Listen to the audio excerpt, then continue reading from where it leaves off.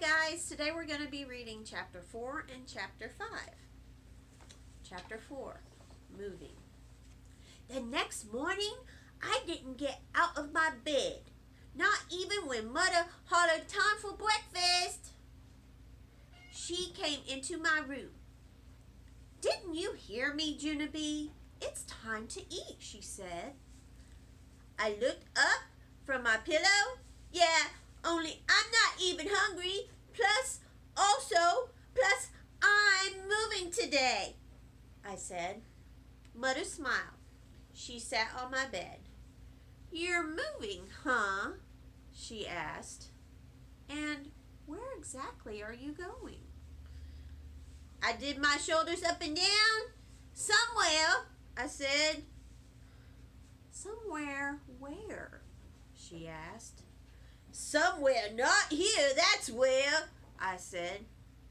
Mother hugged me. This is still about Jim's birthday party, isn't it? She said. You're still worried about not getting an invitation? No, I'm not, I said. On account, I'm not even going to that school anymore. On account, I'm moving today. Mother shook her head. Then she went out of my room, and she and Daddy did whispering in the hall. Pretty soon, Daddy came in. He gave me a piggyback ride to the kitchen. Then Mother made my favorite hot cereal. And she let me have all the brown sugar that I wanted. And she sat down next to me. You know, Junie B, Jim is only doing this to hurt your feelings, she said. He just wants to get a reaction from you, that's all. Sure he does, said Dad.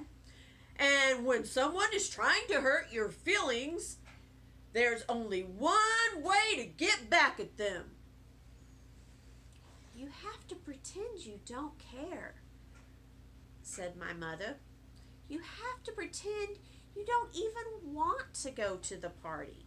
Because if you pretend you don't want to go, it will take all the fun out of it for him. Daddy winked.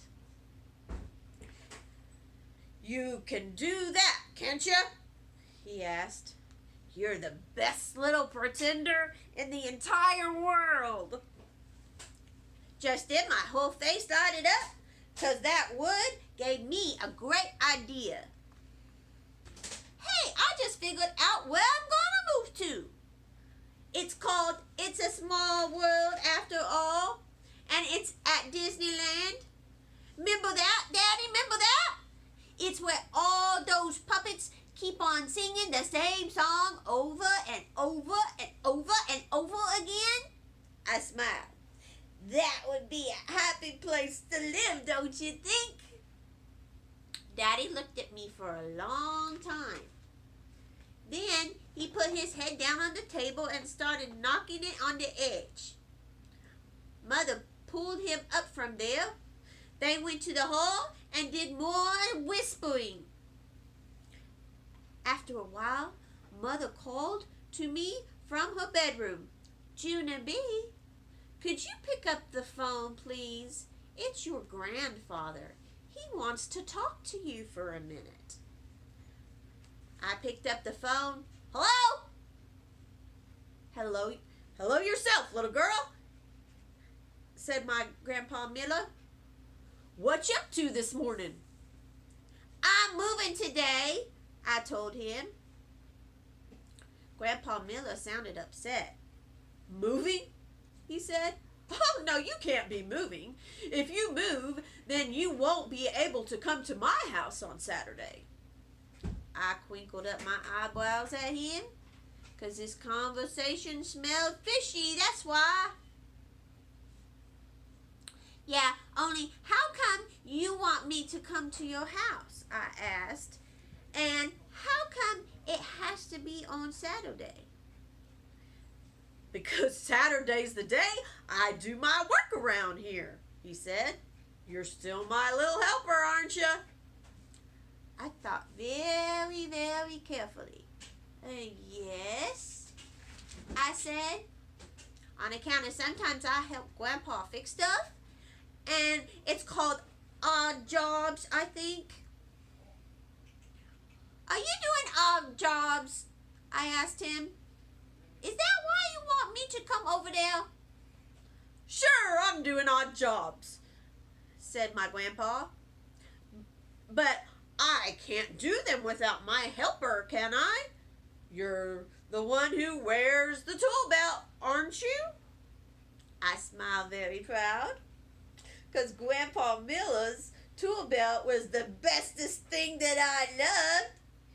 It had a jillion billion tools in it, and it hung off to one side.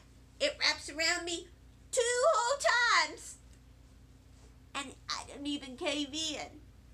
Just then, Grandpa Miller made his voice very quiet. You haven't even heard the best part yet, he whispered, 'cause what I'm going to be fixing. I whispered back at him, what? Then Grandpa said to me to hang on for a minute on account of he wanted to close his door or else Grandma might hear him. If Grandma hears, then she'll want to be my helper instead of you, he said. I waited very patiently. Ready? He said. Ready, I said. Okay, I'm going to be fixing the upstairs toilet. Just then my mouth came all the way open, 'cause fixing the upstairs toilet is a dream come true, that's why. Are you going to take the lid off the top? Grandpa, are you going to keep flushing it and flushing it and flushing it? And are you going to watch all the water go down in that thing, huh? Are you? I asked. Sure I am. Of course I am. That's half the fun of fixing the toilet, right? He said. Right, I said, very excited. Plus, I love that big ball that floats on the top. Me too, said my grandpa. I love that big ball too. And so, I can count on you, can't I? You and I have a date on Saturday, right? I thought some more. Yeah, only I think that you forgot something, Grandpa. What? He asked. What did I forget, little girl?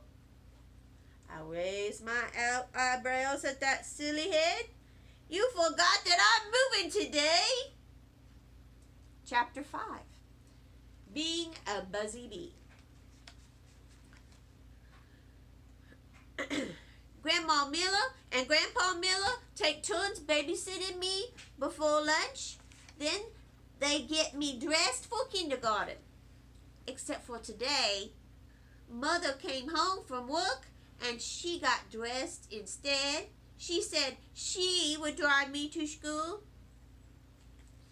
If I drive you, then you won't have to see Jim on the bus, she said very thoughtfully. She got out my clothes for school. It was my jumper with the frogs on it. Yeah, only guess what? I'm not even wearing school clothes today on account I'm moving. And so I have to wear moving man clothes. Mother kept on trying to put that jumper on me. That's how come I made my legs and arms real stiff so you couldn't fit it in that good. Then me and Mother wrestled a teeny little bit, and she stood me on my head and she pulled my tights on me. You're not moving, Junie B, she said. You're going to school, and that's final. Running away from your problems never solved anything. Yeah, only I'm not even running, I said. I'm calling Ryder Rent's trucks, and those guys will drive me.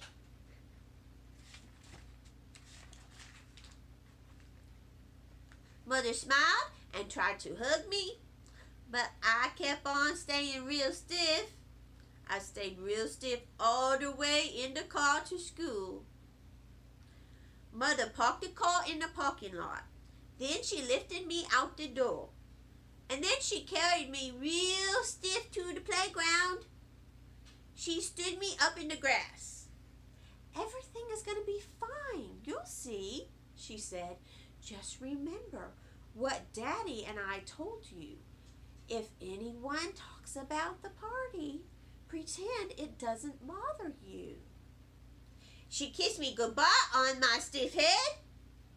And then I heard voices hollering, "Junie B! Junie B! Hey, look! Look what we got!" They hollered. I turned around. It was my bestest friends, Lucille and that Grace. They were running at me. "Look," said Lucille, "look what Jim gave us. It's invitations to his birthday party on Saturday." "It's just like he told us, Junie B," that Grace said. He's really gonna have a petting zoo there." I quick covered my ears with my hands. Then I closed my eyes and I sang a loud song at them. It's called "I Can't Hear You, You're Not Even Bothering Me." I sang it at the top of my lungs.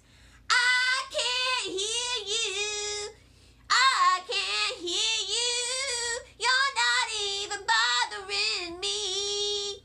Then I kept on singing and singing and singing till they went away. They also did a cuckoo sign at me. After that, I sat down in the grass all by myself, and I looked all around the playground. Lots of older children had invitations too. "Darn it," I whispered, "darn it, darn it, darn it." That's when I saw that Meanie Jim. He was given an invitation to a boy named Crybaby William. Crybaby William is the scariest cat in all of room 9. He's even scared of a teeny flea, I think. Just then, I sat up a little bit straighter because I just got another idea in my head. That's why it was called, "Hey, maybe I can take William's invitation away from him, because he won't even chase me, probably. And so then I can have my very own invitation, and William can get another one from Jim, and then everybody can go to the party, including me." I stood up in the grass.